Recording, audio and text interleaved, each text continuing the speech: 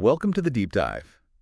Today, we're really plunging into a topic I think we all grapple with, knowing when and maybe how to let go. Yeah, it's a big one. It really is.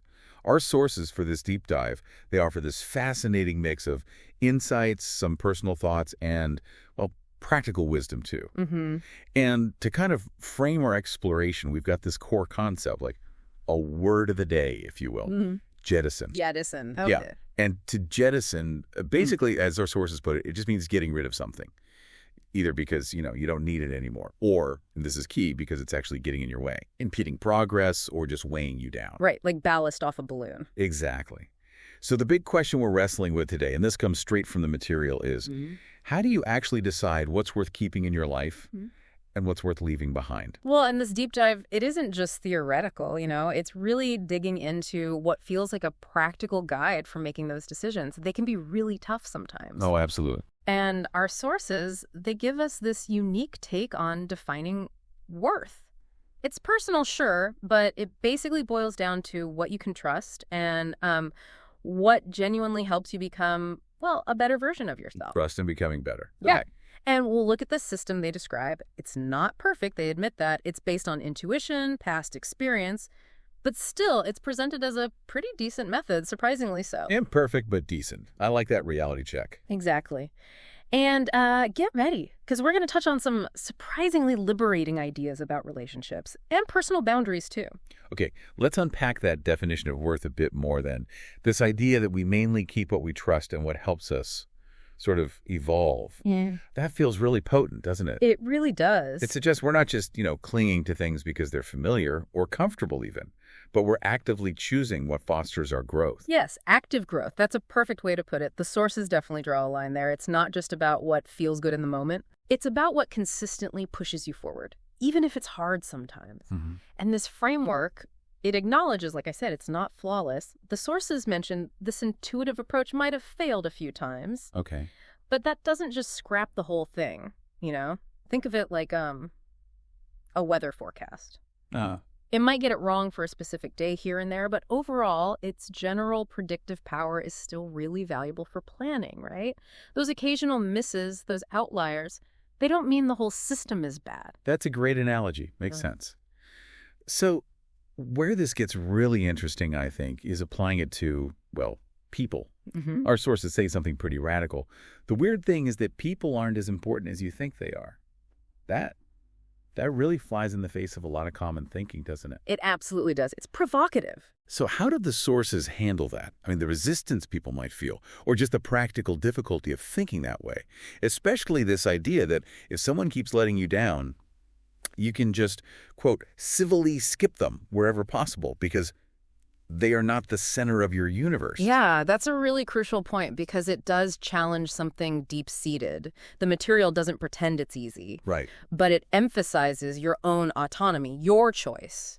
If, as they put it, the ball was in their court and they chose the relation to be as such, well, you're not obligated to keep carrying that weight. So it's about where you choose to put your energy. Exactly. Not out of spite, not about being rude, but because your own well-being, your own progress has to be a priority. Yeah. It kind of shifts the burden, doesn't it? Right. Onto the other person's consistent actions, or maybe their lack of action. Okay. And sticking with people who maybe aren't helping you grow, the sources have this really vivid analogy. I often say, dogs will bark to those who choose to become less human to you when around you without any good reason. Dogs will bark. What do they mean by that? It's quite a strong image, especially the less human part. It is a strong metaphor, yeah. It suggests some people will just act out, maybe aggressively, maybe just unreasonably, instinctively. And you wouldn't get into a shouting match with a barking dog. Right, you wouldn't. It's not your job to fix their negativity or their lack of reason. The wisdom there is almost like a sigh of relief, isn't it? Yeah, it kind of is. It lets you keep your own peace. You don't get sucked into their drama, their vortex of unreasonableness. And if you can't avoid them, if they have to be around, the advice is just be civil and make the best of it and engage where you deem worthwhile. It's about being strategic with your energy. It's precious, right? Save it for what really matters. Don't get tangled up in their stuff. that insight on relationships feels really, really powerful. Yeah. But this idea of jettisoning, it goes beyond just people, right? The sources hint at that.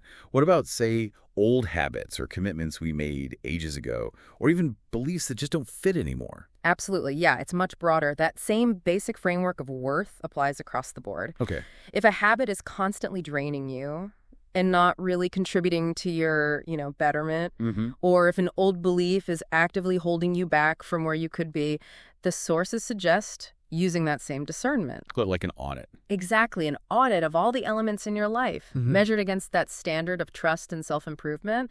If something consistently pulls you down, stops you growing, whatever it is, a habit, a belief, a commitment, it's potentially something to jettison. Wow.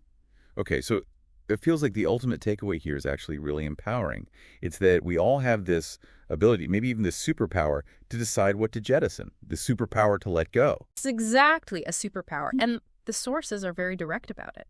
They suggest that once you've dealt with a situation to some extent, you've done what you reasonably could, it's often enough to just drop it. Yeah. Accept things as they are around that issue. It's not ignoring it then. It's recognizing limits. Precisely. It's not about giving up or being passive. It's knowing when you've done your part, and it's time to release that burden. Let yourself move on. And maybe the most vital message, the one that really stuck with me from the material, is that you shouldn't change the rest of your world because of it, because of what you let go of. Yes. Those things, or those people, they don't deserve that much power over you. That is exactly where the real liberation comes in, I think. Choosing to jettison something or someone, it doesn't mean your whole life gets reshaped by that absence. That space they filled, it isn't this gaping void you have to desperately patch up or some wound you constantly need to tend to. It's actually an opportunity to make sure those things, those people, they don't have an outsized influence on your path forward. They truly don't deserve to have that kind of powerful effect on you, dictating your next moves or just clouding your whole outlook.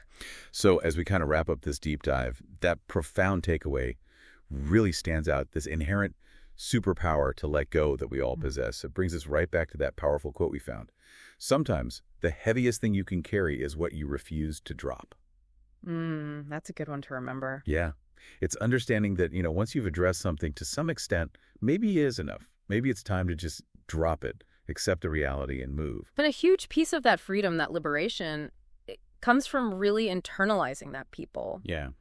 Well, they aren't always as central as we sometimes make them in our heads. If someone consistently disappoints, the sources really empower you to, yes, civilly skip them, just gently sidestep, reminding yourself they are not the center of your universe. Yeah. And that dogs will bark metaphor, it's such a useful shorthand, a reminder that it's not your mission to fix or change everyone else's world, especially if they seem determined to be difficult. Just be civil, engage only where it truly feels worthwhile. Protect your energy. Exactly. And ultimately, the most critical lesson, I think, is making absolutely sure that whatever you choose to release, whatever you jettison, it doesn't get to dictate or reshape the rest of your world. Those things, those people, they just don't deserve that kind of lasting, powerful effect on your journey. So maybe a final thought for everyone listening. Think about that image from our sources.